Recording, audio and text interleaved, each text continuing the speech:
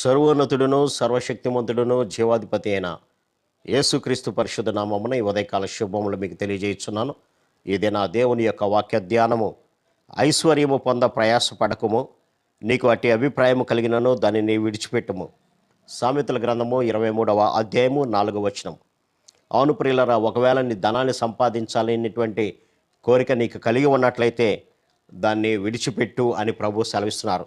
ఎందుకు ఈ మాటలు అంటున్నారు అంటే, ధనవంతులగుటకు ఆతురత పడేటువంటి వాడు శిక్ష పొందకపోడు అని 28వ అధ్యాయంలో మనం చూడొచ్చు. అంతేకాకుండా హెబ్రీ పత్రికలో కనుక మనం చూస్తే, ధనాపేక్ష లేని వారే మీకు కలిగినటువంటి వాటితో తృప్తి పొందియుండుడి, ఎందుకనగా నిన్ను ఏమాత్రమును విడువను, నేను ఎన్నడూ ఎడబాయనని వాగ్దానం చేసినటువంటి దేవుడు మనకున్నాడు కదా అంటాడు. అవును ప్రియులారా, ఈ లోకంలో చాలామంది మేము ధనవంతులము కావాలి అనేటువంటి ఆలోచన చేత వారికి ఇష్టమైనటువంటి దారిలో తిరుగుతూ ఉంటారు. అది న్యాయంగా సంపాదిస్తున్నానా, అన్యాయమైనదా, అక్రమంగా సంపాదిస్తున్నానా, లంచగొండితనంతో నేను ధనాన్ని సంపాదించి ధనవంతులవుతున్నానా అనేటువంటి ఆలోచన ఉండదు. కానీ వారి యొక్క ఏకైక మార్గము, ఏ దారిలో వెళ్ళినా మేము ధనాన్ని సంపాదించాలి చాలు, ఇతరులు మోసం చేసినా, అన్యాయం చేసినా, లంచాలు తీసుకున్నా అదంతా కూడా అనవసరము అనేటువంటి ఆలోచన కలిగి ఉంటున్నారు. అందుకనే శిక్ష నొందకపోడు ధనవంతుడు అని ప్రభు ఇక్కడ సెలవిస్తున్నట్లుగా మనం చూడవచ్చు. అందుకని తిమోతి పత్రికలో కనుక మనం గమనించినట్లయితే, మనం ఈ లోకంలోనికి ఏమీయో తేలేదు, దీనిలో నుండి ఏమీయో తీసుకొని పోలేము, కాగా అన్న వస్త్రములు గలవారమై ఉండి దానితో తృప్తి పొంది ఉందము అని అంటారు. అంతేకాకుండా ధనవంతులు అవటానికి అపేక్షించేటువంటి వారు శోధనలోను, ఒరిలోను, అవివేకయుక్తములకు హానికరములైన అనేక దురాశల్లో పడుదురువు. అట్టిది మనుషులను నష్టములను నాశనములను ముంచివేయును. ఎందుకనగా ధనాపేక్ష సమస్త కీడులకు మూలము. కొందరు దానిని ఆశించి విశ్వాసము నుంచి తొలగిపోయి నానా బాధల్లో తమను తామే పొడుచుకొనిరే.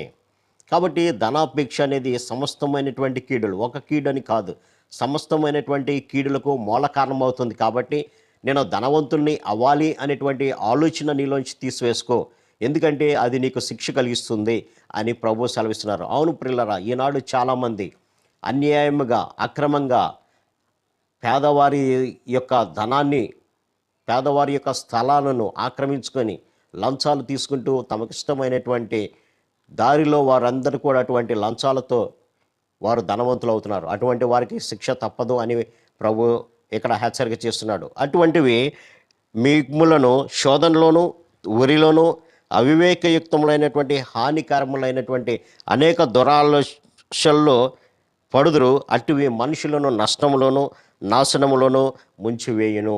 అవును, మనము ఇప్పుడు సంపాదించినటువంటి అన్యాయమైనటువంటి ఆస్తి మనకు మంచిగానే ఉంటుంది, కానీ తర్వాత కాలంలో అదే మనల్ని ఊరిలోకి తీసుకెళ్తుంది, నాశనకరమైనటువంటి అనేకమైనటువంటి నష్టాల్లో మనల్ని ముంచుతున్నట్లుగా మనం చూడచుకుంటాం.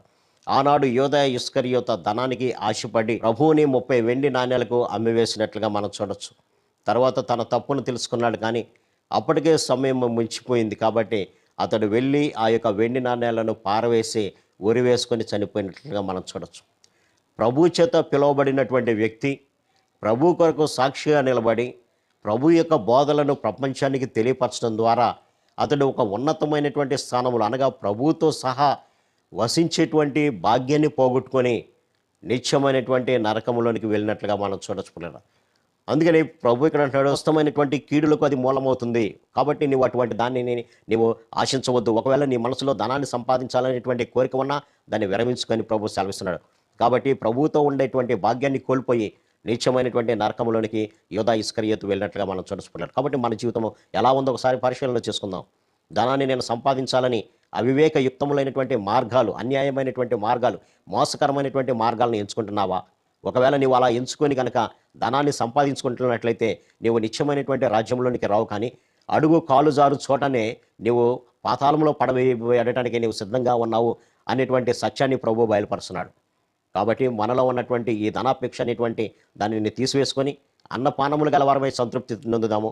ప్రభువు నాకున్నాడు అనేటువంటి ఆలోచనతో మనము ప్రభు ఇచ్చిన దాంతో తృప్తి పడదాం. అట్టి కృప పరిశుద్ధాత్మ దేవుడు మనందరికీ దయచేయను గాక. ఆమేన్. ప్రార్థన. సర్వశక్తుడ ప్రేమ గల మా తండ్రి, మీరు ఇచ్చిన కొద్ది మాటలను బట్టి మీకు వందనాలు తండ్రి. గెహాజీ, అలాగే యోధా ఇస్కరియోతు నాయన, అలాగే అననీయ సప్యరాలు నైనా ధనాపేక్ష కలిగినటువంటి వారుగా నాయన, వారు తమను తామే మోసపుచ్చుకొని తమను తామే నష్టంలో, నాశనంలో ముంచుకున్నారు ప్రభా. వ్యాధిగ్రస్తులయ్యారు ప్రభా. ఇదిగోనైనా అటువంటి స్థితిలో మేము ఉండకుండా మాకు కలిగిన దానితో మీరు ఇచ్చినటువంటి దాంతో సంతృప్తిగా జీవించడం మాకు నేర్పమని యేసు నామమున వేడుకొంచున్నాం తండ్రి. ఆమేన్. God bless you.